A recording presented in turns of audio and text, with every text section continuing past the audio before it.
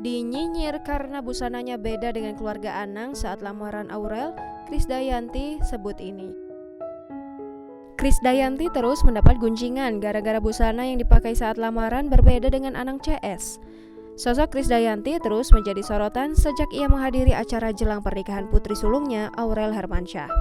Rencananya Aurel Hermansyah dan Atta Halilintar akan melangsungkan pernikahan pada 3 April 2021 mendatang.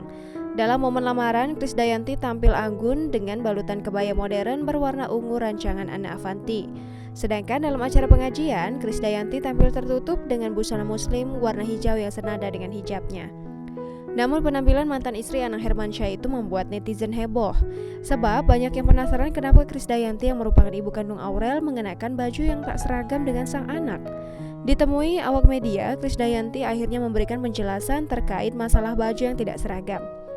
Hal itu disampaikan dalam video yang diunggah di kanal YouTube Star Pro Indonesia pada Kamis 25 Maret 2021. KD sapaan akrab Krisdayanti mengaku tak pernah mempermasalahkan perbedaan busana itu. Yang terpenting adalah temanya masih sama dan warnanya juga tak jauh berbeda. Sejak awal wanita 46 tahun ini sudah menunjuk desainer untuk mengurus busananya sampai hari pernikahan Aurel dan Atta.